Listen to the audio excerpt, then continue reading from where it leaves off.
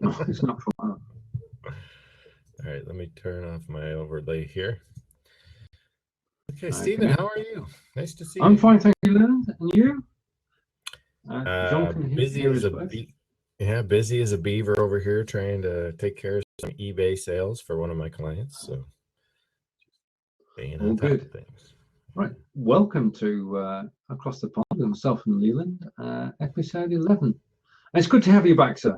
You were missed last week. Thank you, thank you. A lot going on in the world this week, that's for sure. My Oh, goodness. truly, truly. I mean, the major event that's taking place is the Paralympics.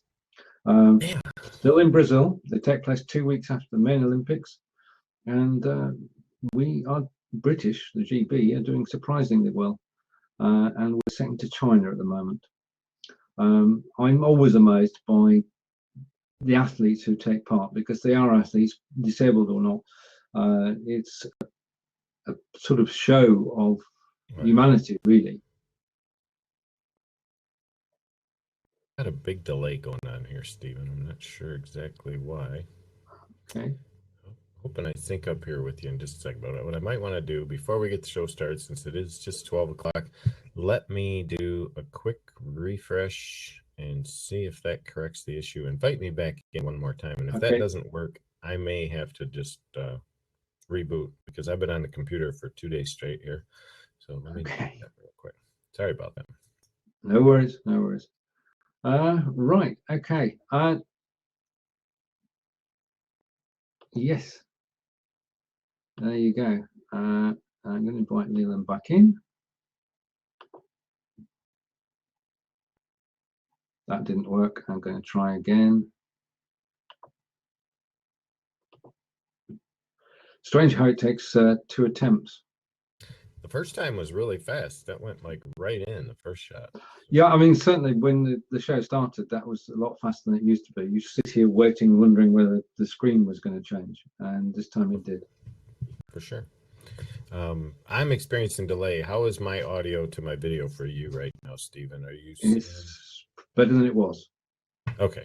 Well, we'll run with it. I'm just not going to pay attention to what I'm looking like on screen, and we'll move forward as we go. So, Yeah, yeah. um, And John confirms there are no delays at all okay, in maybe it's just me then. Solihull. Sounds Yeah. good. Right. Okay. So yes, I was just talking about the Paralympics and Yes. how well the GB athletes were doing. To be second to China and doing very well. I mean, I've been watching. It's not shown on a BBC, but it is shown on Channel 4. And Channel 4 are there for the whole sort of 10 days of the events and provide very good coverage, wall to wall, really. Yeah, that goes on until the 18th of September, if I remember correctly. Yeah. That's going to be, and if you don't know, you can head over to Paralympic.org, and that will give you all of the highlights of what's going on. It keeps track of the medal runnings. Let me just give you a quick broadcast over here. I'm going to bring it in behind me so you can see what's taking place. They do have some video, but it is geo restricted, so it really depends on where you're located. Some people can't access the live feeds out in Rio for this particular event, but head over to Paralympic.org, which you'll see up there in the URL, I think, in my screen. If not, it's being cut off just slightly. But that will get you to all of the major events and the calendar. And anyway, if you'd like to support this event, obviously they're always looking for supporters. So make sure you head over there, give a donation to this wonderful cause, because this gives them an opportunity. Honestly, Stephen, I think it gives them an opportunity to really feel human. You know, sometimes these poor folks don't get to feel that way, and this is the thing that brings them up to par with all the rest of the athletes in the world. Yeah, I mean, in the GB, they're funded in the same way as able-bodied athletes are by the lottery fund, and they train with the able-bodied athletes too. So they're getting the best coaches that the UK can provide, and when they go out there, they're actually doing an amazing job. Yep. Yeah, so Paralympics down in Brazil, as you say, runs to the 18th, and wish Team GB well, and hope everybody who is there enjoys taking part. Yep, and you can find them out at Facebook at Paralympic Games, or I'm sorry, at Paralympics. That will get you to their Facebook site so that you can watch some of the live highlights out here. They will have some Facebook Live running. They have the previews, but like right now, they're actually currently running a live broadcast alongside of us that just started 7 minutes ago. So if you do want to catch those, and not to take people away from across the pond, of course, Stephen would never want. No, that's true. That's true. But hey, it's for a good cause, so either way. Right. So I posted. Now, go ahead, Stephen. You tell me what you got on your mind. No. We'll take it in turns if you like. Oh, sure, we can do that. I like that idea. You know, as you can see, this is Stephen and I kind of run impromptu. We get together like an hour before the show and we say, hey, what's been happening over there? And we'll talk about this or we'll talk about that. Yeah. And I've run similar impromptu shows in the past. I think they're funner, more fun. I'm sorry, funner's not even a word. It's an Urban Dictionary word. Right? If we say it often enough, then it really should be. I posted an article yesterday. Well, yeah, was it yesterday? Today's the 13th. It was on the 11th. I'm sorry, it wasn't yesterday. So let me bring my browser back up for just a second so you can see what I'm referring to. I'm not a proponent in any way when it comes to conspiracy theories. Okay. And let me make sure I have the right browser up here. I gotta get my window back. I hope I didn't lose what I had here. I had some other stuff here. I may have. Apologize, Stephen. Where'd my other window go? Oh, it was probably when I popped out of my browser there for nope. Here it is. Okay.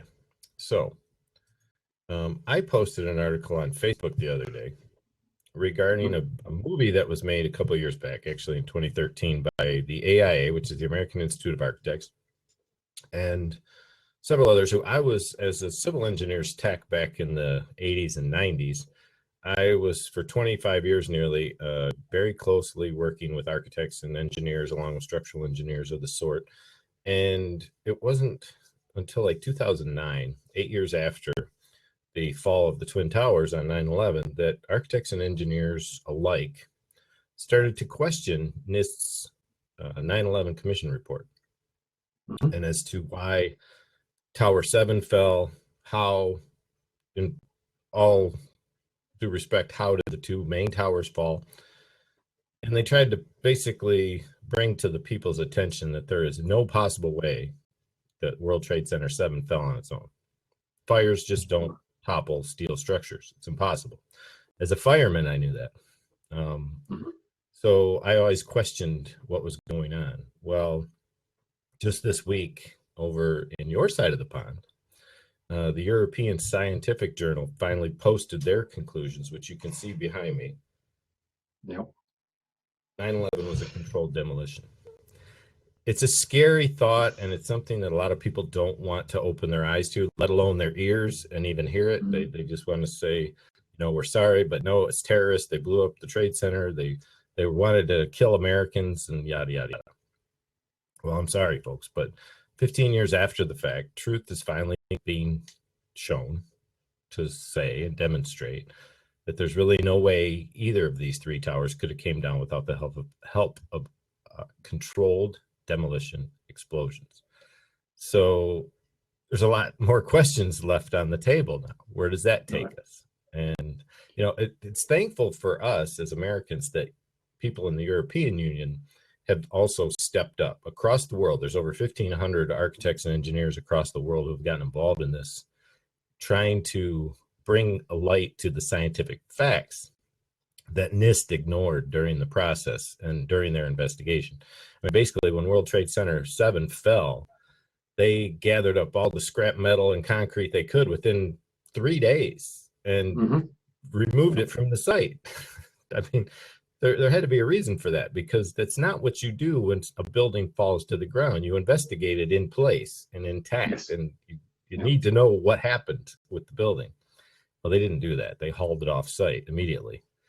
So there were a lot of questions raised in that regard. And now we have new commission reports, and you can get this. This is totally open source available.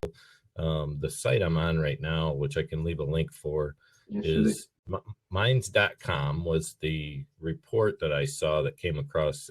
Actually, it was Will in China from Blab, if you recall him. I do, yes. He was the one that first posted it, that I saw it. And I was like, wow, okay, here's something I wasn't expecting. Because I had just posted the movie, which is available. If you look up AIA or 9/11, well, I'll leave a link for both. There's an 1.5-hour movie out there that is an interview of all of the architects and engineers who have studied this since 9/11 took place, and have pretty much debunked everything that NIST has brought out, which is the National Institute for Science and Technology. They're the folks over here in America who were commissioned by the 9/11 Commission to fill out the report, file the report of what had actually taken place. So this is the link to the article that just came out today. Or yeah, it was actually on 9/11 that they posted the article. Yep. So head over there for that one. And then what I'm going to do is I'm going to go ahead and pull out, and this is the actual report. I'm going to disappear for just a second, Stephen, so you can see this. This is the actual report that was produced by the European scientific community. So we have in bold cap, 15 years later, on the physics of high-rise building collapses and how that basically it's an impossibility. These buildings were built and structured to take on the hit of a Boeing 707. All considerations taken into effect. And yet, you know, the flash of the fires, the explosions, those all dissipated almost immediately. What was left behind was office furniture and building structures that were burning. But even to that effect, those temperatures only reach about 800 degrees. And in reality, it takes about 1200 to even bend steel, but that's not to cause collapse. It would take a much higher temperature than that to ever melt it. And what we've discovered over time is that there was actually what you would see in some of the films, what would be considered a lava flow coming out the sides of the Twin Towers, which kind of gives representation of a very high intense heat chemical being used to fracture the beams so that they would collapse. So a lot of things out there, and I'll get you a link here in just another second. Let me head over to my Facebook page. So what do you think of all that, Stephen? What has been your belief or your understanding of 9/11 since it took place? I mean, you were there. I was there. I saw it happen. I can remember exactly where I was. I was in a place called Burnham-on-Crouch, and it came on the TV, and nobody could believe what had happened. And we saw the planes flying into the building. And I don't think we can say that. But then the collapse, you know, I think there's always been some sort of question as to why both buildings should collapse when, you know, given what happened. So I will read the report you just posted with some interest. I think the thing is that it's just on a general thing. I apologize. Hold on, let me mute that. How can we ever believe what politicians tell us? Which is a separate thing entirely. It's the same across this side of the pond. We only get told what we need to know, and in relation to, and it's sadness that the instance of 9/11 took place. But moving on, we do have a situation where we can't believe what we're being told. Yeah, I mean, we do have to do our own investigative work when it comes to truth seeking. That's something I've been involved in most of my life. Is I just can't accept someone's word for anything, and having an engineering mindset, I tend to investigate every little detail of anything that's presented to me, because that's what I did for most of my life, was all that type of engineering work.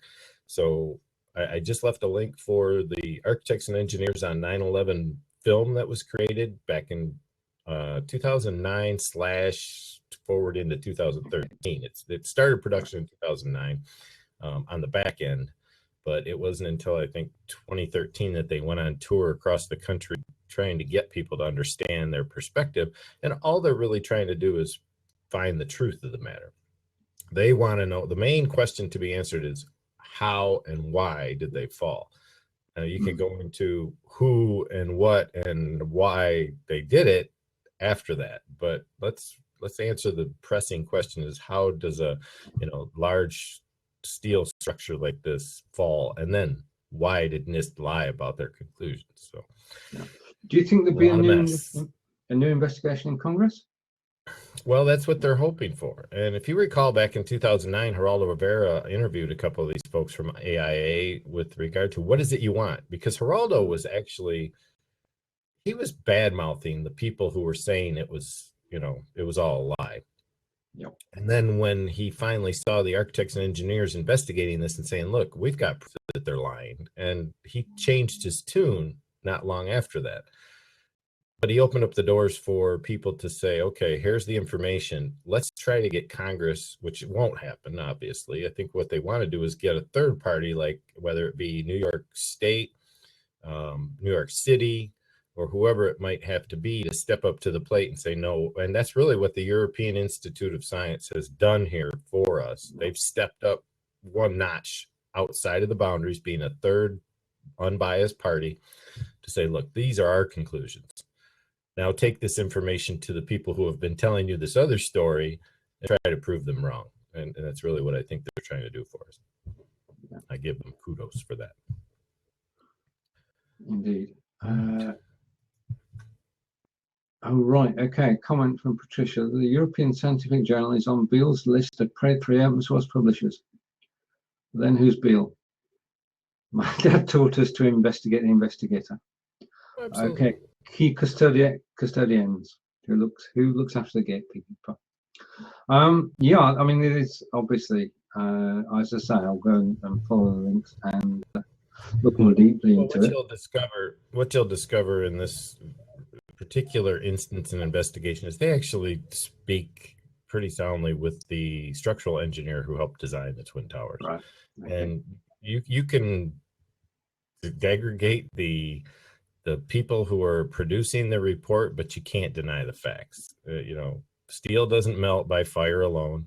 Buildings don't fall straight down free fall without help from other aspects. The buildings would collapse kittywampus and sideways and everything. I mean, honestly, the Twin Towers should have fell like this if it were based on the types of reports that were given by NIST. A building doesn't fall straight down in a free fall collapse with no resistance without some help. It's very simple. It's pure natural physics. Right. Okay. Well, hopefully we'll revisit that in episode 63. Yeah, right. Way down the road. Now, when elections take place in the US and people are elected to Congress,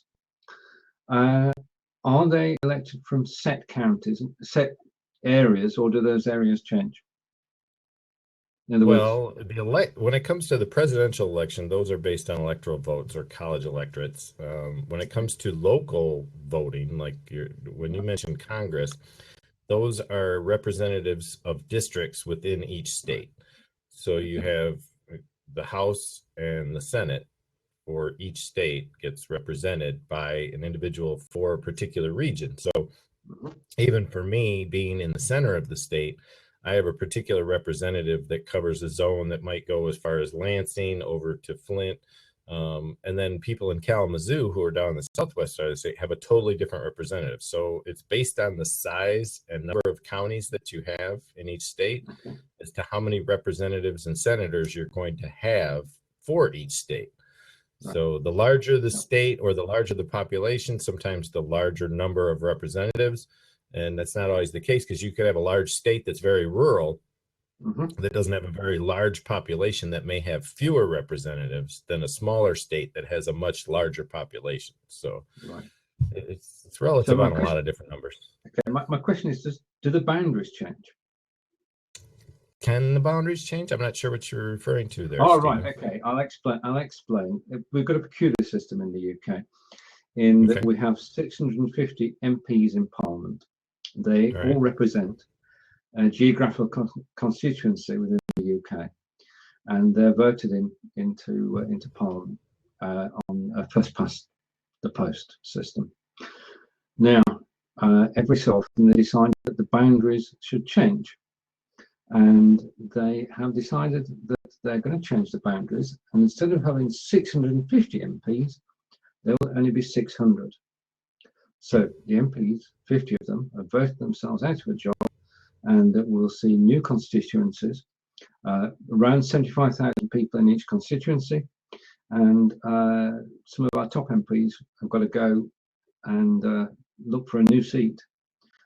It's a peculiar English system. Oh.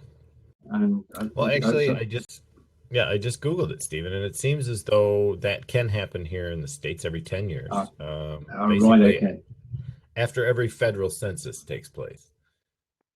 So every time they produce a census, the State Board of Appointment meets at the state capitol to reapportion the entire state into the House of Representatives and Senate state districts to provide an equal number of inhabitants in each district. So that's how that works. Oh, including the leader of the opposition seat, huh? Indeed, indeed. John just mentioned that Jeremy Corbyn is in danger as well. He will have to look for a new place to elect him into Parliament. It's all going on at the moment. Anyway, from the sublime to the ridiculous. I'm going to go with one more story from my side. Yeah, I got to hear that. Go ahead. Okay. Now, you know we have the British Broadcasting Corporation, the BBC, yeah, and that is funded by the taxpaying public buying a license to watch television. Now, it's around about $180 per annum to watch the BBC, and if you don't have a license, you can't watch television. They've just changed the rules that you can't even watch the replays on the internet unless you have a TV license. But it means that they are publicly funded and therefore publicly responsible. And if they get a hit show with lots of viewers, then the show comes up for renewal, and they don't have enough money to keep it. And there's a show called, you won't believe this, but it's called The Great British Bake Off. And it's a fascinating show. And basically, it's 10 contestants at the beginning, or 10 or 12, and it's a baking contest. Okay, and it runs over the course of 7 weeks, and it is tremendously popular. There's a queue to get in there, and huge viewership, and they do a show, a physical show, which everybody can attend.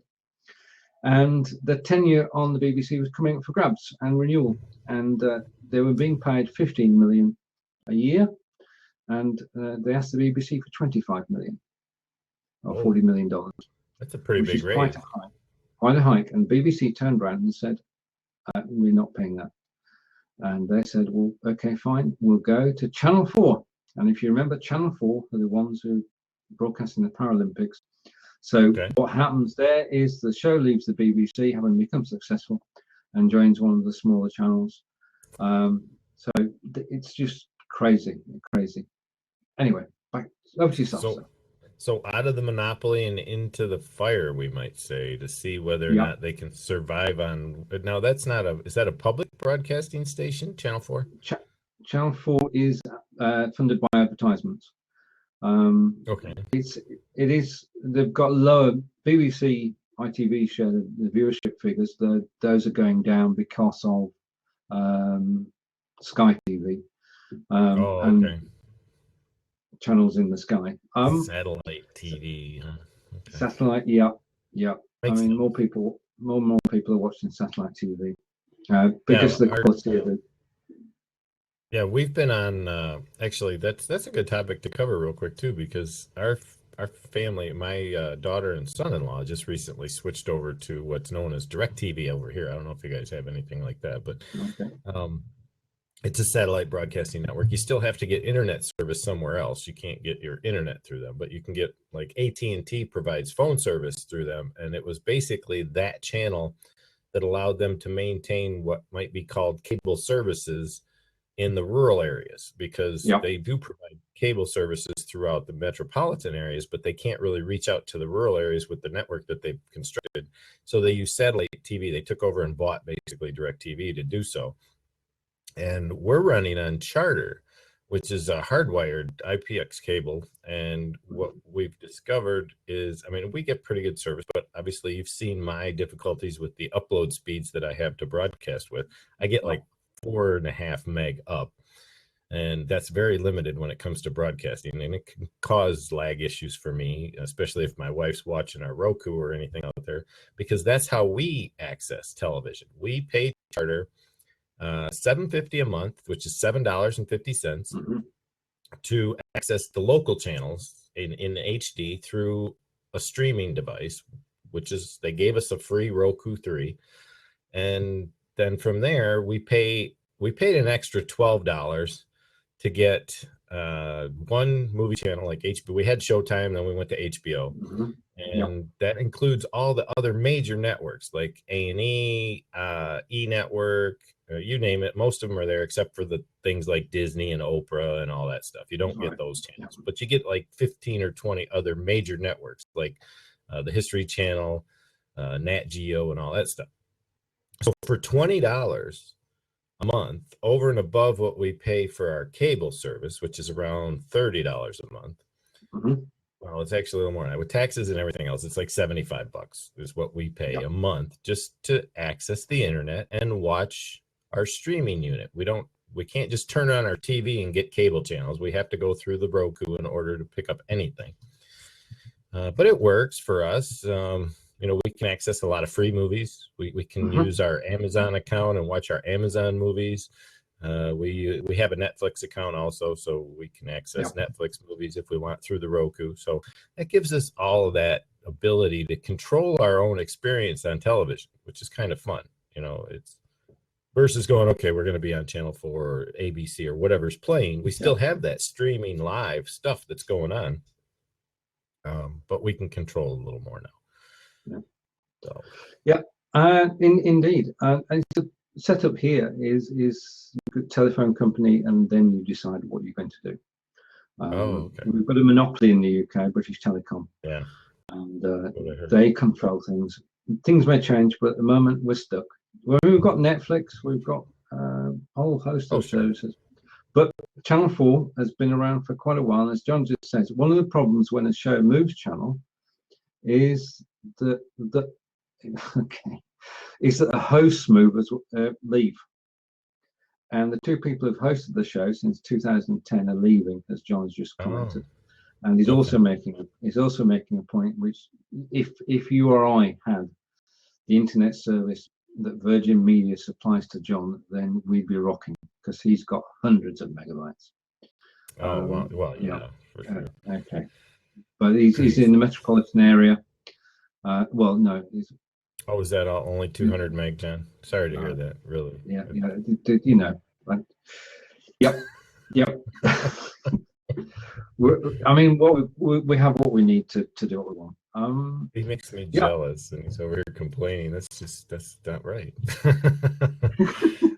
All right. So we've got one other topic that we brought up, Stephen, before we started this. At least that was it. Was that? I think we only had one other topic that we didn't discuss. It might not be news to you.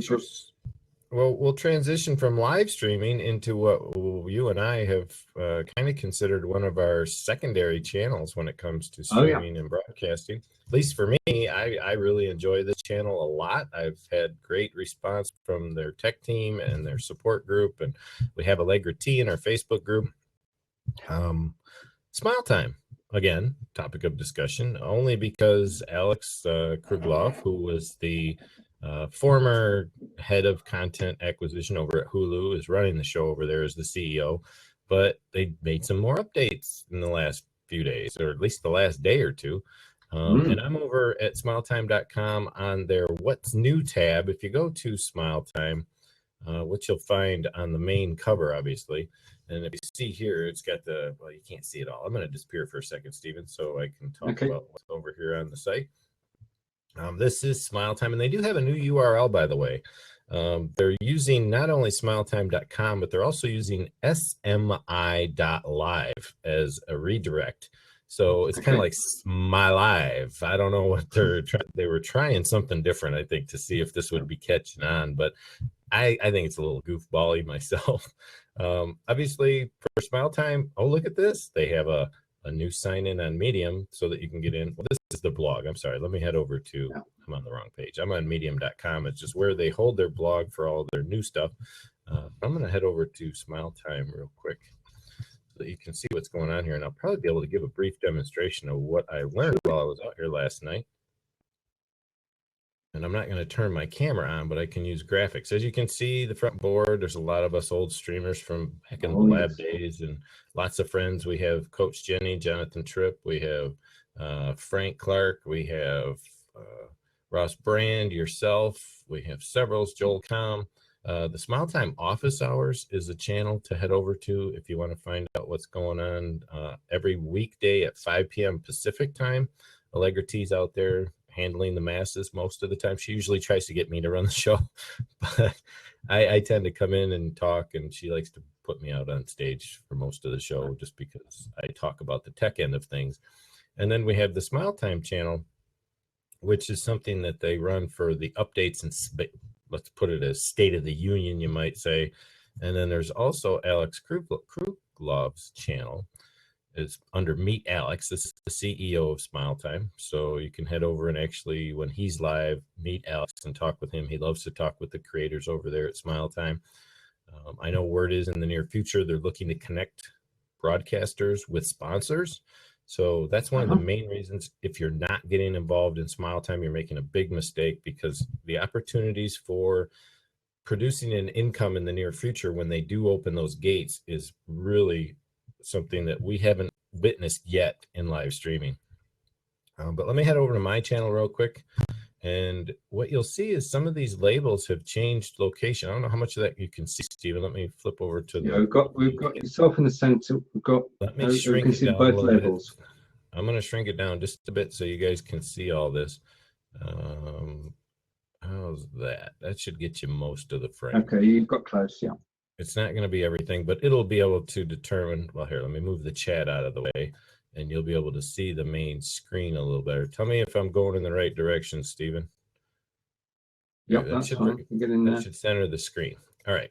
Well, what they've done is they've added a few features here, and if you go up to the gearbox up in the top right, you'll see underneath the authorized creators, which we can create a co-host or / producer like we do here on Fire Talk. They have a new one that popped up that I don't see control over yet, which is banned and flagged users. So you will have the ability to flag trolls or ban them from your show. There are no control features for this aspect just yet, but it's obvious they're letting us know that they're working on it. And then they have this new layout feature, which is available. And I'm going to zoom in on that just enough so you guys can see. Well, I don't want to do, I'll mess up the screen if I do. Basically, the default is the setting you always see. So I'm going to go over to the settings default, which means I can take one of these comments and I can drag it off into the left side. And you can see the frames that open up for the stages, where the main stage is this larger frame. That's who's ever the main featured person on the show. And then you have the other two stages left open out of the 4 where they can be off to the side. Well, now we have a layout change that's been done where we can do a 2x1, which is another layout entirely, where we now have 2 windows and 2 chat frames. So there's still 4 windows here, okay? But 2 of them are the large frames for the show production, and you'll see here it's only filled that. If I had a picture, let me add a picture to that. Let's say I was in a broadcast. I'll give you an example here. I'm going to drop an image that's more of a 16:9 in my palette and drag this over here. Now you can see what it would be like for that first broadcaster. And let's say I added a second broadcaster. Now you have a side-by-side that can still accommodate a couple of questions on the other windows. So you see here how it has 4 full frames. Well, maybe not. I can't add the 4th frame for some reason. Let me see if I can. Oh, there we go. I just needed a different question. So we could basically address with the 2 people who are in the interview several other features or comments that might come up during the show in these other additional boxes. And you could even bring in other speakers into those boxes. So it's a 4 square layout, but it's focused more toward 2 presenters. Okay, like a host and a co-host, which I think is kind of cool. It was on my secret wish list because to have 2 people means you can interview someone. Yeah, and exactly. You're on equal par because you're both the same size on the screen. Yes, and that works out really well. And the thing that to remember is each time you switch these settings to like the top 3, like when I click on this top 3, when I'm over here saving the settings, you see how it resets to the main frame?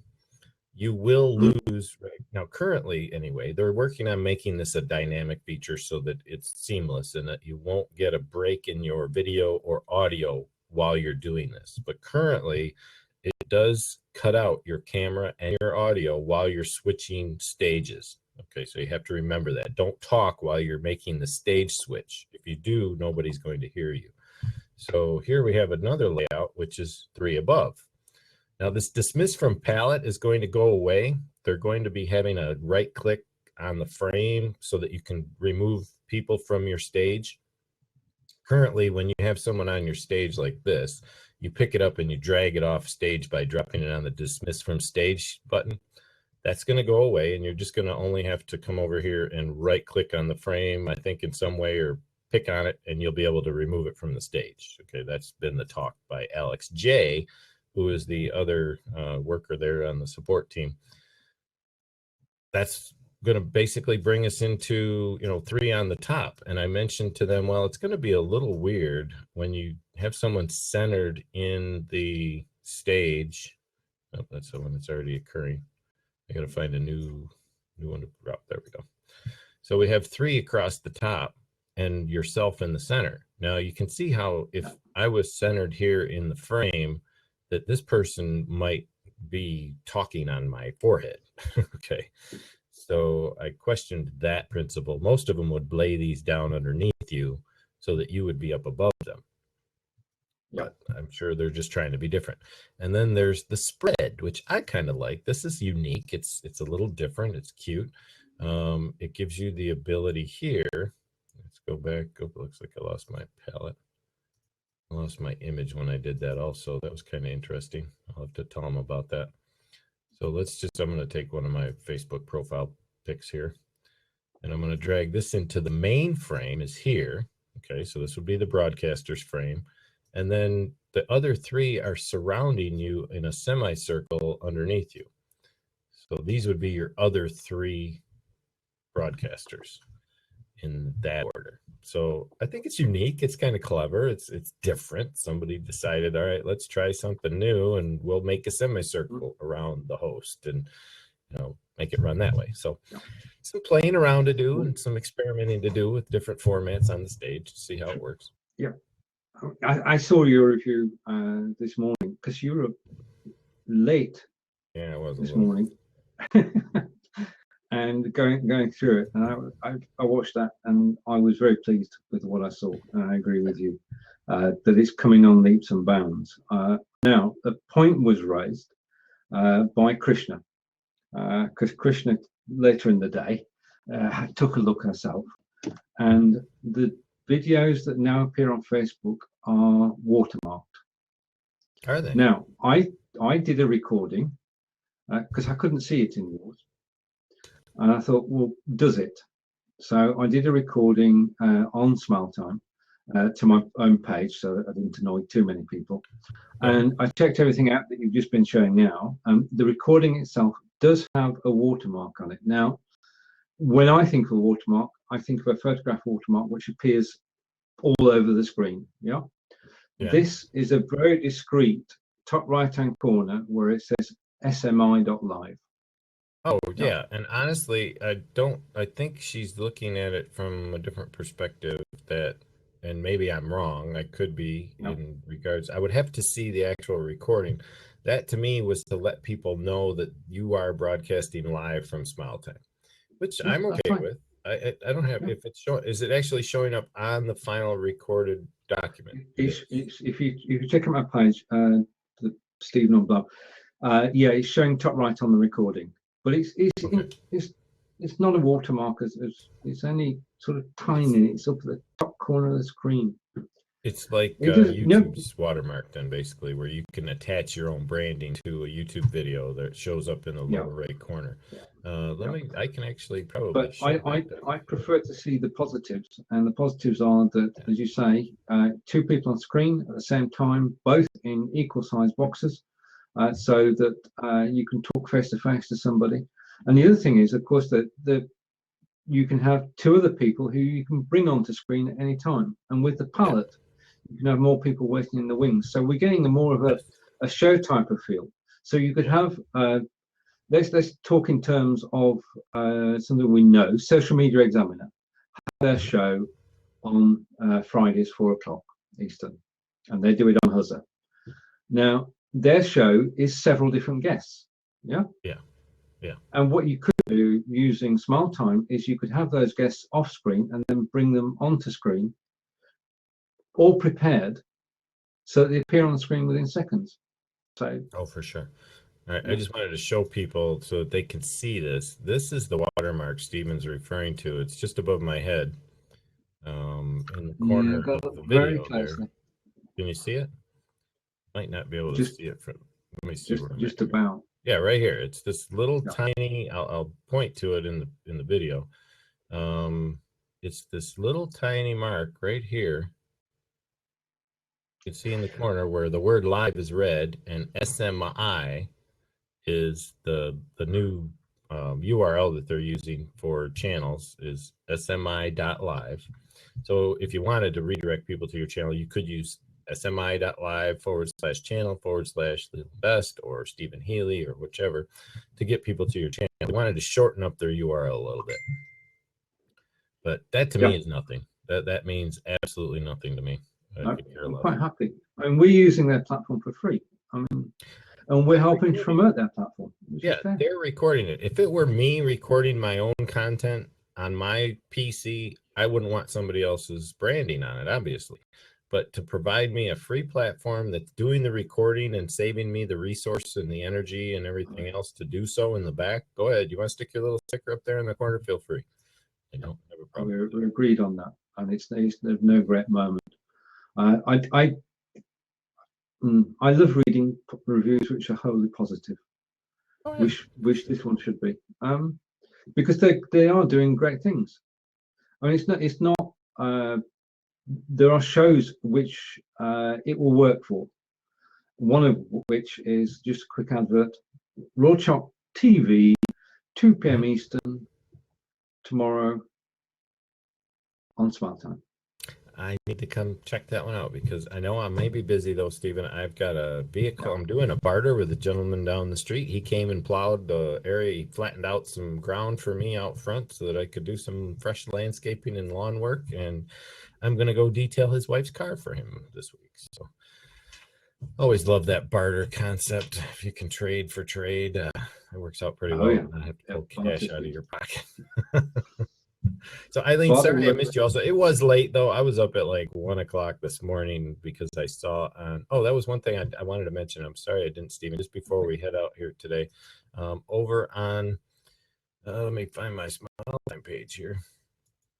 I'm going to head back over real quick to the share on smiletime.com. Just so you guys know, when you're on the main screen, and I'm going to reduce or put this back to full size so you guys can probably see most of it. Well, maybe I'll have to shrink the window, but hold on just a second. I'm going to move this over just enough so you can see it on the screen. What they have available now, which wasn't really there before, is this What's New button on Smiletime. I'm going to move the window manually so that you guys can see it. Shrink it down a little bit. So much to do on this thing. If you see right there in the corner of the main home page, they have this little thing that says What's New. Yep. Okay. So if you head over there anytime during the day, pick on that link right there, and where that's going to take you is to the Smiletime update tracker, where you can see for yourself what's new over at Smiletime. So with this latest update, and Alex Jacquet, or Jacquet, however he pronounces his name, is the other Alex that you will see out on Smiletime on a regular basis, not to be confused with Alex K. Krugloff, who is the CEO out at Smiletime. 9-10-16 was the latest change to the stage layouts with the 2x1, the top 3, and the spread. And this follows through in concession chronologically as to the updates that are taking place over at Smiletime so that you can make sure you stay in touch with what's new and what's happening over there. So that's all I got, Stephen. Right. Okay. Okay. Another wonderful day, I think, from across the pond. Yes, indeed. And it's just things just keep happening. Oh, I know. Next time next time we'll have to stay. I'd like to stay on the bright side of things, honestly. But when, we're dealing with an event like we talked about today that took place 15 years ago, the reason I wanted to bring it up, Stephen, I'll just be general about it, was because I saw a lot of live streaming taking place about the event. There were people at the site location in New York City. There were people on the other side of the country. Some was good. A lot of love was spread around the other day when it comes to, and that's really what I hope people get from this, is that we've all experienced a tremendous event 15 years ago that affected millions and millions of people across the world. And it's that gathering together that we should work on. But I also saw a lot of hatred and ignorance being spouted and touted about on the airwaves that same day, with this whole "we'll never forget." Yeah, it's okay to never forget, but don't hold a grudge and don't hold hatred in your heart for 15 years for an event that we either have to find out the full truth of what took place, or we could very well be misdirecting all these emotions and feelings toward what did happen in the wrong direction. And I would really hate to see people suffer for something maybe they weren't even a part of. And that's really where we have to question our own government and the people who were involved with the reports that took place. So I really hope people take the time and the effort to not sit back in willful ignorance and struggle with that cognitive dissonance that we tend to hold true as people that believe something, and we want to hold to that belief. But even when facts are presented, we need to look at those facts and really decide if we're right or wrong. Indeed. On that note, we agree, and I'd like to thank everybody who's joined us today. And we'll be back next week, same time, same place. Are we staying here? I think so. Unless you feel, if you want to move things over, I think what we could do is alternate. Maybe 1 week we come out to Fire Talk, and maybe we could do your channel here on Fire Talk, and maybe we can have over my channel on Smile Time every other week, and Sounds see if that works. So, all right, why don't we try that next Tuesday? Let's head over to. I'm going to take it to Leland Best on Smile Time. Okay. And I'll set it up. I'll get the show up and running. Obviously, we don't have the ability to broadcast an event, so we're going to have to create a visual card, and probably just a simple Google event would work, because that's really what Fire Talk does for us, is it creates a Google event. And we'll create that Google event and send it out and distribute the link so that people can find us over there. But look for us next week, same time, different channel. Yep, and we'll be on Facebook Live as well. Yes.